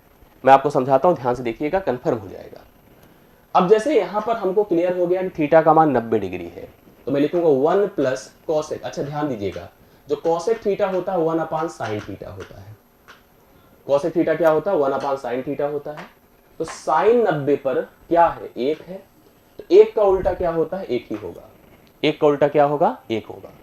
नीचे चले जाइए, ध्यान से देखिएगा, अभी कंफर्म हो जाएगा। किसकी बात कर रहे हैं सर, 1 कैसे आएगा, कौन से कि 1 कैसे आएगा, कहां पे इसका? अरे भाई ए इधर जाएगा, अगर साइन थीटा का होल वर्ग बराबर 0 है तो साइन थीटा -1 बराबर 0 है, तो 1 नहीं जाएगा, 1 ही तो होगा। नीचे जाइए, 1 माइनस कॉस थीटा, कॉस 90 का मान देखो क्या लिखा मैंने 0, 0 रख दीजिए, तो 2/1 हो गया, इसका मान कितना आएगा बताएं 2 आएगा। इस प्रश्न का उत्तर 2 हो गया। मैंने कहा कि आपको जो समीकरण दिया गया था साइन स्क्वायर थीटा बराबर 2 साइन थीटा -1 बराबर 0 बराबर थीटा का मान 0 से बड़ा हो 90 से छोटा हो, बाकी मान तो बहुत भी हो सकते हैं, लेकिन हम 0 से बड़ा 90 से छोटा, अर्थात हमारे पास जब मैंने पूरे समीकरण को हल किया तो थीटा बराबर 90 आया, और थीटा का मान हमारे पास अगर 90 है तो इसमें रखा तो कॉसेक थीटा, कॉसेक साइन का उल्टा होगा, कॉसेक साइन का उल्टा होगा, तो यहां पर आपका 1 का उल्टा 1 ही होगा, और उस हिसाब से आपका उत्तर आया। कंफर्म है, 2 राइट सोल्यूशन है, एकदम सही बात है। ये हो गया 17वां प्रश्न, 2 राइट सोल्यूशन। अब आइए 18वें पे देखिए, ये भी त्रिकोणमिति का प्रश्न है और पूछा जा रहा है, इसलिए आप ध्यान से देखिए करना क्या है। हाँ करें आगे, यस, लिखा है cos square 20 degree plus cos square 70 degree का मान आपको बताना है। चलिए हम बताते हैं, कुछ बातें दिमाग में रखिए। जैसे कभी कोई त्रिभुज बने, यहां 90 है, यहां थीटा होगा, तो यहां 90 डिग्री माइनस थीटा होगा, ये कॉम्प्लीमेंट्री होते हैं। आप याद रखिएगा, साइन 90 डिग्री माइनस थीटा जो होता है, अभी हम लोगों ने देखा भी है, कॉस थीटा होता है। उसी प्रकार से कॉस 90 डिग्री माइनस थीटा जो होता है वो साइन थीटा होता है। क्या होता है, साइन थीटा होता है। आइए हम लोग इसको देखते हैं कैसे किया जाएगा। हम एक को चेंज कर देंगे, हम इसको क्या लिख सकते हैं, हम इसको लिख सकते हैं, कॉस ही रहने दो, cos square 90 degree minus 70 degree लिख सकते हैं कि नहीं, 90 70 घटा तो देखो 20 आ रहा है, उसी के बराबर है, नो चेंज, मतलब एज इट इज लिखा, बाकी जैसे था वैसे लिख दीजिए। कॉस स्क्वायर क्या है 70 डिग्री ना, तो जो कॉस 90 डिग्री माइनस थीटा तो साइन थीटा होता है, अर्थात इसको लिखा जा सकता है साइन स्क्वायर 70 डिग्री, और यहां पर क्या है कॉस स्क्वायर 70 डिग्री। आपको पता होना चाहिए sine square theta plus cos square theta बराबर 1 होता है, तो यहाँ थीटा यदि सेम है तो इसका भी मान 1 ही होगा, और उत्तर में आपको 1 मिल जाएगा बी ऑप्शन के रूप में। बी ऑप्शन एक आंसर है, राइट सोल्यूशन। कितना आ रहा है बताएं, 1 है जो कि बी ऑप्शन है। 18वें का डन आंसर, करेक्ट आंसर आपको मिल गया है। ये हो गया 18वां। अब मैं बढ़ता हूं 19 पर, ध्यान से देखिए 19 क्या है, ऊंचाई दूरी का एक प्रश्न आ चुका है। ऊंचाई दूरी का प्रश्न आप ध्यान से देखिए और करिए सभी लोग, कितना आंसर आ जाएगा आप लोग कंफर्म करके मुझे बताइए। एक पतंग की डोर, जब पतंग उड़ाते हैं तो हम आप कहीं खड़े होते, फिलहाल हमने नहीं उड़ाया है, आप उड़ाए होंगे, ऐसे पतंग उड़ती है, रस्सी में स्लैक ना हो, मतलब यहां पर ऐसे जैसे होता है सिंकिंग होना। पतंग की ऊंचाई कितनी होगी, मान ले कि डोर ढीली नहीं है, ढीली मतलब जैसे एकदम टाइट हो डोर, तो अब देखो हमसे टाइट नहीं बनी है, टाइट बना दे, ए है टाइट बन गई, ए ऊंचाई है सर्टेन, और यहां पतंग उड़ी है, ए पतंग है। अब इसने पूछा डोर की लंबाई, यह डोर की लंबाई 100 कितना है 58 मीटर है, 158 मीटर है। या इसको थोड़ा ऐसे देखिएगा समझ में आएगा। मान लो यह खड़े हैं आप, यह पतंग उड़ रही है 158 मीटर, यहां से सर्टेन ऊंचाई है, पतंग यहां पर है आपकी, ये है, ये पतंग है, ये है जमीन तल की लंबाई, दूरी जिसको बेसिकली कह सकते हैं। ध्यान से देखिए, कर लेंगे आप लोग। अगर इसकी देखिए, इसने साफ साफ कहा है डोर बिल्कुल तनी हुई है, 158 मीटर की लंबाई है उसकी, क्षैतिज तल के साथ 30 डिग्री का कोण बना रही है। हमसे पूछा कि कितने ऊंचाई पर पतंग उड़ रही है, अर्थात इस ऊंचाई का मान बताना है। किसी समकोण त्रिभुज में, ध्यान से देखिएगा, किसी समकोण त्रिभुज में अगर यह थीटा है, यह 90 है, तो 90 के विपरीत कर्ण होता है, 90 के विपरीत कर्ण होता है। थीटा के विपरीत लंब होता है, यही ऊंचाई भी होता है। यहां थीटा है, थीटा के विपरीत यह लंब है। अगर हमको इसको पता करना है और इसके साथ संबंध हमको कर्ण का दिया है, तो हम साइन का उपयोग करेंगे, क्योंकि साइन थीटा आपने सुना होगा लंब बटा क्या होता है, कर्ण होता है। तो यहां पर थीटा का मान 30 है, तो मैं लिखूंगा साइन 30 बराबर लंब अर्थात h बराबर कर्ण 158 है। साइन 30 का मान 1/2 होता, अभी थोड़ी देर पहले बताया था, h बटा 158 है। अब यहां से 2 से डिवाइड करें, 2 सते 14, 2 9 18, h बराबर भैया 79 हो जाएगा। अर्थात पतंग की जो ऊंचाई है जमीन तल से वो कितनी है, 79 है, मतलब 79 मीटर है। 19वें प्रश्न का उत्तर हो गया है 79, राइट सोल्यूशन। इस प्रश्न का करेक्ट है, तो आप लोग नोट कर सकते हैं C option 79 is the right solution for the given question. ठीक है, हाँ चलिए, कंफर्म हो गया, कुछ क्लियर हो रहा है। सर आपका नाम क्या है? यार जैसे होता ना कि क्या पूछ रहे हो, पूछना अच्छा लगता है। हाँ, मुझे नाम बताना पड़ेगा, बताना चाहिए ना। 100% ऐसे क्वेश्चन आएंगे, निश्चित तौर पे आप ध्यान दीजिएगा। ठीक है, चलिए आगे बढ़ते हैं हम लोग। यहाँ पर अगले प्रश्न पर चलते हैं, 19 के बाद 20 पर आते हैं। 20वां नंबर देखिए ध्यान से, उस रेखा का समीकरण क्या है? बहुत बढ़िया क्वेश्चन है, ध्यान देखिएगा। जो x अक्ष को -5 पर काटती है, उस रेखा का समीकरण बताओ। जो x अक्ष पर x अक्ष को -5 पर काटती है और रेखा y बराबर 2x + 3 पर एक लंब है। इस पर थोड़ा सा मैं कुछ कॉन्सेप्ट बताना चाहता हूं, आप ध्यान से देखने की कोशिश करिएगा, समझिएगा। मैंने कहा आप ध्यान से देखिएगा। हाँ, क्या करना है? क्वेश्चन नंबर 16 चेक करना है, क्या है 16 अभी चेक कर लेते हैं लास्ट में, पहले इसको देख लीजिए आप लोग जो कर रहे हैं। हो सकता है भूल चूक कहीं पे रही हो, लेकिन कंफर्म है जो बताया होगा सही होगा। बाकी आप देखिए क्वेश्चन को, क्या समझिए इसको जो मैं बता रहा हूं। उस रेखा का समीकरण क्या है? जो x अक्ष ए होता है, ये x अक्ष होता है, को -5, जैसे x अक्ष का ये पॉजिटिव भाग होगा तो भैया ये नेगेटिव भाग होगा, और यह आपका y अक्ष का पॉजिटिव भाग होगा, यह y अक्ष का नेगेटिव भाग होगा। एक रेखा है जो कि x अक्ष पर -5 पर कटती है, -5, 0 पर कटती है, और कहा गया है 2x + y, ये जो रेखा आ रही है 2x + 3, y बराबर 2x + 3 के क्या है, लंबवत भी है। पहली कुछ बातें समझने की कोशिश करिए कि कभी भी कोई रेखा अगर x अक्ष पे कट रही है तो वहां पर भैया y का मान 0 होगा। कन्फर्म याद रखिएगा, अगर x अक्ष पर कोई पॉइंट आपको मतलब कोई रेखा कट रही है तो वहां y का मान 0 होगा, y अक्ष पर कटेगी तो x का मान 0 होगा। मतलब वह निर्देशांक कहाँ है जहां पर यह रेखा आकर के इसको काट रही है, वह निर्देशांक हो गया -5, 0। अगर कोई रेखा ये बनी हुई है जो यहां से यहां तक आ रही है और इस पर कट रही है, कट कर रही है, उस रेखा को अगर यह इसके लंबवत है, इस रेखा के लंबवत है, तो याद रखिएगा दोनों की प्रवणताएं, देखिए ध्यान से, जब दो रेखाएं अगर लंबवत हैं तो m1 m2 बराबर -1 होता है, अर्थात दोनों की प्रवणता का गुणनफल -1 होता है। और किसी रेखा की प्रवणता निकाली कैसे जाती, सुनिए। किसी रेखा की अगर प्रवणता निकाली जाए तो उसको कंपेयर किया जाता है y बराबर mx + c के रूप में। आप देख रहे हैं y = 2x + 3 है, तो यहां से कंफर्म हो जाएगा कि m का मान कितना होगा, 2 होगा। किसका? जो रेखा दी गई है उसकी प्रवणता 2 हो जाएगी, x का कोफिशिएंट ही प्रवणता है। अगर हमें अब इसमें रिक्वायर्ड रेखा का हमें समीकरण पता करना है, जिसको हमें फाइंड करना है, तो उसको पता करने के लिए पहले उसकी प्रवणता निकालो। अगर इसकी प्रवणता को आप m1 माने हैं तो m1 m2 बराबर आप -1 रखो। 2 × m2 बराबर अगर -1 है तो m2 बराबर आपका कितना हो जाएगा, -1/2। मतलब जिस समीकरण को आप पता करना चाहते हैं उसकी प्रवणता -1/2 हो गई, उसकी प्रवणता -1/2 हो गई, और वह -5, 0 से होके जा रही है। कभी किसी की प्रवणता पता हो और वह बिंदु पता हो जहां से वह जा रही है, तो उसका जो समीकरण होता है वह समीकरण हो जाता है y - y1 बराबर m × x - x1। यह प्रोसेस होता है समीकरण निकालने का। मैं भी लिखूंगा y, अब जैसे इसको आप x1 कहोगे, इसे y1 कहोगे, -0 y माइनस y1, यम मतलब -1/2 x minus x1, x plus 5 हो जाएगा। इसको इधर कर दीजिए 2y बराबर -x -5, इसको इधर कर दे x प्लस 2y बराबर -5, अगर कहीं है तो यही इस प्रश्न का उत्तर है, x प्लस 2y बराबर -5, जो सी ऑप्शन में दिया गया। पूरी बात को समझिए, हमसे एक रेखा पूछी गई है, जो रेखा इस रेखा के लंबवत है और साथ साथ x अक्ष को -5 पे काट रही है। अगर x अक्ष को -5 पे काट रही है तो उसका निर्देशांक -5, 0 होगा।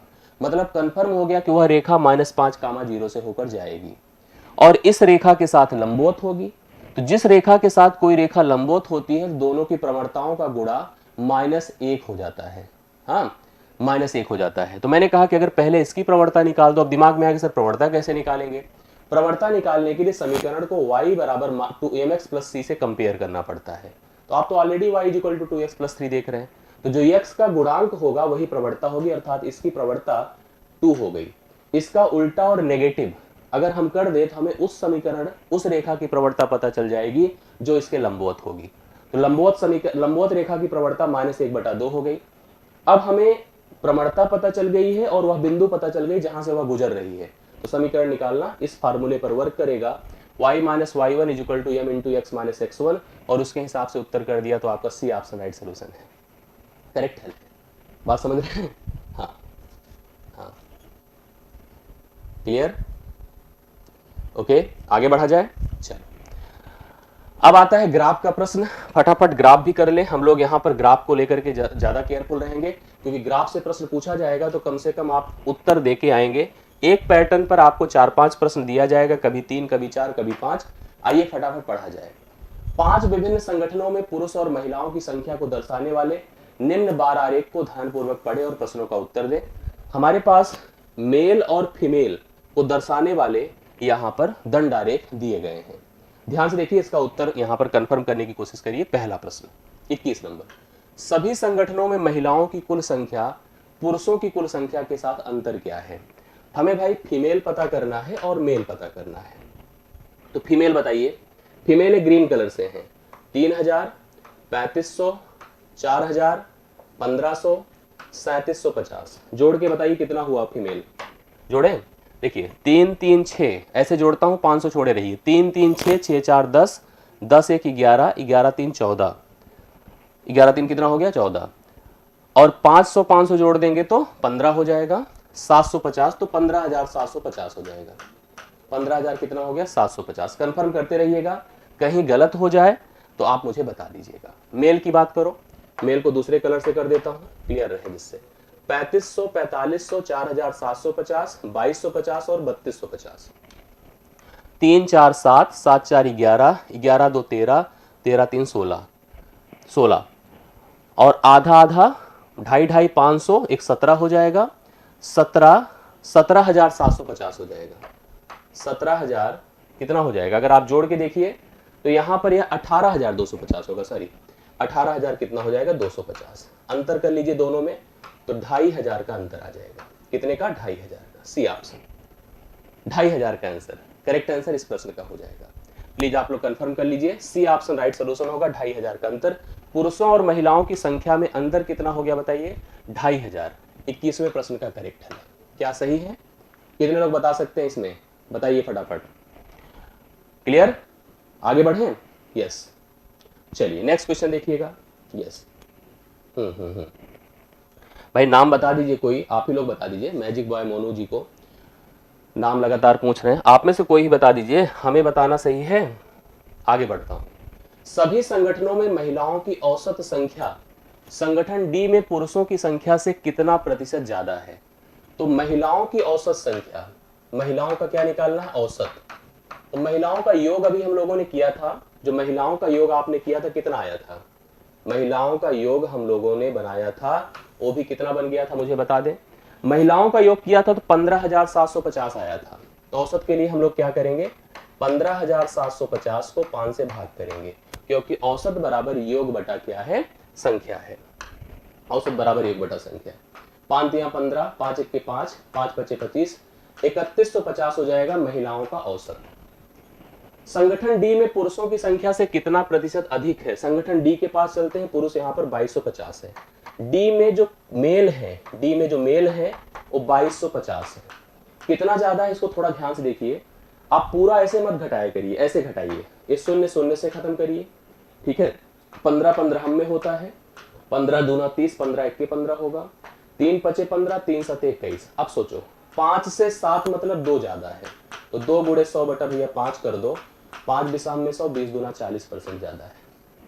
सभी महिलाएं, बात समझिएगा, सभी महिलाएं उनका औसत संगठन डी में पुरुषों की संख्या से 40% ज्यादा है। जो महिलाओं का कंप्लीट एवरेज है वो पुरुषों की संख्या जो डी में है उससे 40% ज्यादा है।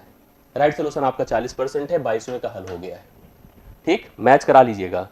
23 नंबर देखिए, बी और सी की महिलाओं की संख्या, किसकी बात करा जा रहा है? बी और सी की महिलाएं, फीमेल देखा जा रहा है बी प्लस सी। चलिए बी प्लस सी की बात करें, 3500 और सी में 4000, मतलब यहां पे भैया 7500। बी और सी की महिलाओं की संख्या संगठन डी और ई, संगठन डी और ई की पुरुषों की संख्या का अनुपात क्या है? हम यहां पर मेल देखेंगे लेकिन संगठन डी और ई का देखेंगे। तो डी ए है और ई ए, 2250 3250, जोड़ के बताएं कितना होगा? 3 2 5, 5500 होगा। 5500 जोड़ लीजिए, सही है ना? ये 2 शून्य खत्म, 5 15 बार, 5 11 बार, 15:11, ये डी ऑप्शन है, 15:11। हाँ हाँ, ठीक है, आगे बढ़ता हूं मैं। ये हो गया 23 के बाद 24 नंबर पर पहुंचता हूं। 23 के बाद 24 पर, ए और बी संगठनों के कुल पुरुषों की संख्या। ए और बी संगठन के भैया मेल की बात करेंगे, ए प्लस बी की बात करेंगे, 3500 और 4500, ये 8000। ठीक है, ए और बी के देखो, ए और बी संगठनों के कुल पुरुषों की संख्या, सी डी ई, किसकी बात किया जा रहा है? सी डी और ई संगठनों की कुल पुरुषों की संख्या का कितना प्रतिशत है? हमें सी डी ई का भी पुरुष ही लेना है। 4750, 2250 और 3250, जोड़ के देखिए कितना हो जाएगा। ऐसे जोड़िए, 7 4 11, 4 2 6, 6 3 9, 9750, और ऐसे जोड़ दो तो कितना हो जाएगा? जोड़ के देखिए, 4 3 7 2 9, 9500, 500 मतलब 10,000, 10,250, 10,250। क्या बोला है? ए बी संगठन में कुल पुरुषों की संख्या, ए बी संगठन में कुल पुरुष कितने हैं? 8000। सी डी ई में संगठनों की कुल पुरुषों की संख्या का कितना प्रतिशत है? ये पूछा जा रहा है, यह कितना प्रतिशत है। अब अगर चाहो तो एक शून्य खत्म कर दो, तो ये हो जाएगा 800 गुणे 100 बटा 1025। देखो भाई, काटने को हम काट सकते हैं, कैसे? 5 दूना 10, 5 पचे 25, 5 भी सामने 100, और भी काट सकते हैं, 5 चौके 20, 5 1 के 5, 5 चौके 20, 8 चौके भैया 3200 होगा बटा 41 है। देखो लगभग लगभग अगर सोचा जाए तो यह 40 है, लगभग लगभग 40 है, और 40 से अगर हम भाग देते तो लगभग लगभग 80 के आएगा, और 80 के सबसे नजदीक यहाँ पर 78.04 है। 80 के सबसे नजदीक कौन है? 78.04 है, जो कि ऑप्शन नंबर ए में रखा हुआ है। ए ऑप्शन आपका सही उत्तर हो जाएगा इस प्रश्न का। तो यहाँ पर यह हो गया हमारा 24 नंबर। और अब हम बढ़ते हैं लास्ट प्रश्न आज के सेशन का। इसके बाद अंग्रेजी वाले सर आपसे मिलेंगे, उनकी क्लास करिए। अंतिम प्रश्न हम लोग यहाँ पर 25वां देख रहे हैं। संगठनों ए बी और सी की महिलाओं की औसत संख्या सी डी ई के पुरुषों की औसत संख्या का अनुपात क्या है? देखो, जब यहाँ पर पद 3 है और यहाँ भी पद 3 है, हमें औसत निकालने की जरूरत नहीं है, वो भी अनुपात की केस में। हमें सीधा सीधा योग निकालना है। हम फीमेल देख रहे हैं और कहां कहां देख रहे हैं? ए बी और सी में देख रहे हैं। आइए जोड़ा जाए। ए बी सी में हम फीमेल देखिए, 3000, 3500 और 4000, 4 3 7 3 10, 10,500 है। 10,500 बटा 3 करने की जरूरत नहीं है। हम मेल की बात करें, यहां पर मेल देखेंगे सी प्लस डी प्लस ई में, सी प्लस डी प्लस ई में। आइए मेल देखा जाए तो मेल कितने कितने हैं, जोड़ के बताइए। 4750, 2250 और 3250। अभी शायद हमने जोड़ा भी था सी डी ई का पुरुष। 4 2 6 3 9 हम लोगों ने जोड़ा था, और 9 चार पुरुष हम लोग जोड़ रहे हैं ना, नहीं, 4 2 6, 6 3 9 हो गया, 9,500, 10,000 कितना हो जाएगा बताएं? 10,250। ये खत्म कर दीजिए, क्या 25 है ना? हाँ ठीक है, इसका भी खत्म हो जाएगा। अब अगर इसको काटिए तो कितना हो जाएगा? 5 दूना 10, 5 1 के 5 शून्य हो गया, 5 दूना 10, 5 5 25 हो गया, 5 चौके 20, 5 दूना 10 है, और 5 चौके 20, 5 42 41 का अनुपात हो जाएगा। पहला ऑप्शन राइट सोल्यूशन 42 41 का। इस तरह से हम लोगों ने यहाँ पर 25 प्रश्न हल कर लिए आज के सेशन के।